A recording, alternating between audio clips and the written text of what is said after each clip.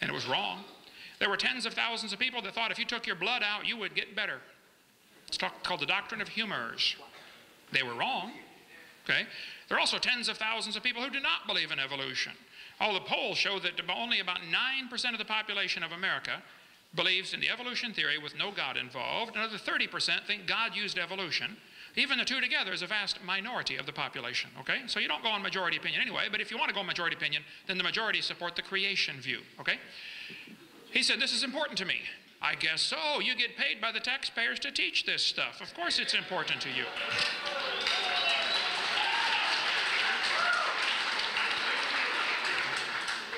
This argument for majority opinion implies those who don't believe in evolution are dumb. How many of you would understand that? He said, we walked into their trap. They want to put creation and evolution on an equal plane. Well, this is certainly why the evolutionists try very desperately to avoid any debates. We get turned down. I get turned down about 200 times for every one we get accepted for to do a debate on this topic. And their arguments are, we don't want to put them on an equal plane. Well, the Soviet Union teachers would say the same thing 20 years ago. We don't want to talk about capitalism and communism together. We don't want them on an equal plane because we know communism is so superior. This is obviously flawed logic about the equal plane argument that he mentioned. Students ought to be able to see all sides of the issue. If you're not showing all sides of the issue, you're indoctrinating, you're not educating.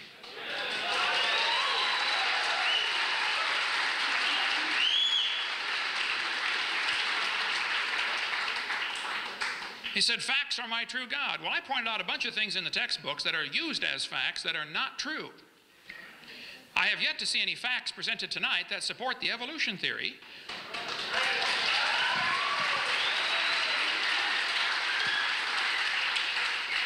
Also, I'd like you to show me any facts that have stood the test of time.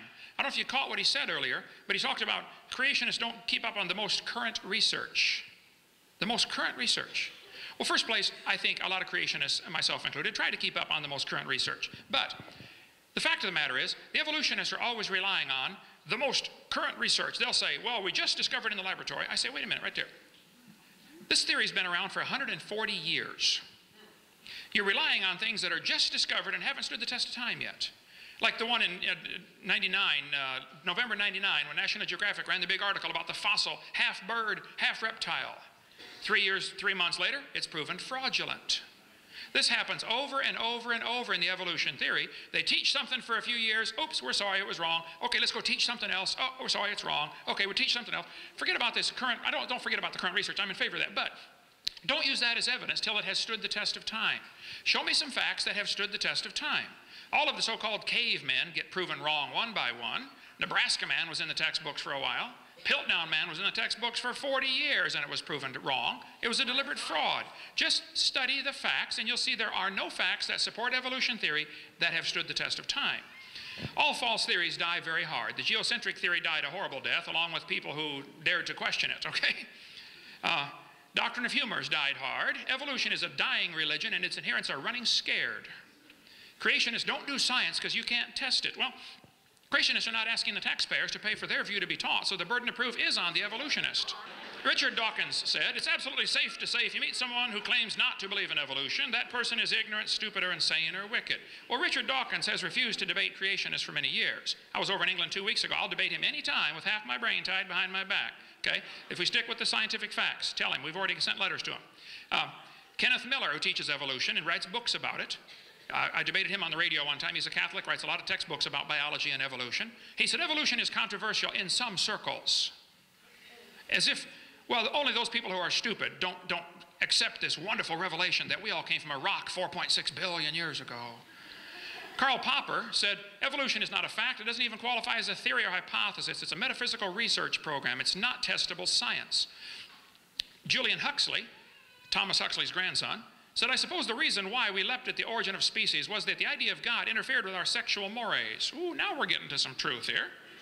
If you don't want God telling you what to do, that's perfectly fine. I don't care if you obey God or not. You can live your life any way you want, but don't stand behind some flimsy religion called evolution and claim that justifies your rejection of the obvious, that dogs produce dogs and cats produce cats and life begets life. There's no evidence for this evolution theory. Michael Ruse, professor of philosophy and zoology at University of Guelph, said evolution is promoted by its practitioners as more than a mere science. Evolution is promulgated as an ideology, a secular religion, a full-fledged alternative to Christianity with meaning and morality. I'm an ardent evolutionist and an ex-Christian. But I must admit in this one complaint, and Mr. Gish is but one of many to make it, the literalists are absolutely right. Evolution is a religion. This was true of evolution in the beginning, and it's true of evolution still today. Sir Arthur Keith, who wrote the foreword to Darwin's 100-year anniversary book, 1959 edition to Darwin's book, Arthur Keith, who believed in evolution, said, evolution is unproved and unprovable. We believe it because the only alternative is special creation, and that is unthinkable. Professor Bonar said, evolution is a fairy tale for grown-ups. The theory has helped nothing in the progress of science. It is useless. So don't tell me that all scientists believe in evolution. You're simply mistaken, okay? Plus, it wouldn't be good logic to use that as an argument because majority opinion means nothing.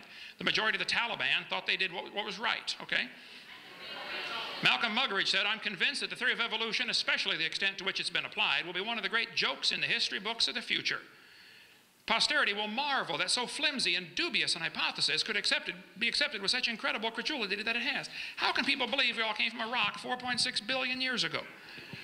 Scientists who go about teaching evolution are great con men. The story they are telling is the greatest, maybe the greatest hoax ever. In explaining evolution, we do not have one iota of fact. Fred Hoyle said the only way life could have come into existence is because some superintelligence having created it. So he says, well, maybe it came here from outer space. Well, you're transplanting the problem to a different place. How did it get started? That's not a solution. Pierre de Chardin, who was involved in the fraud of Piltdown Man, okay, Catholic priest who promoted all kinds of false evidence to support the evolution theory. Pierre de Chardin said, evolution is a general postulate to which all theories, all hypotheses must henceforth bow in order to be thinkable and true. Evolution is a light which illuminates all facts, which all lines of thought must follow. This is what evolution is. Talk about a mantra. That's a religious, dogmatic statement. That's not science. Nobody's ever seen any evolution other than the micro changes we see within the same kind. My opponent asked for a testable hypothesis. Okay, here's my hypothesis. This world was created by an intelligent creator, and everything was created within a few days of each other.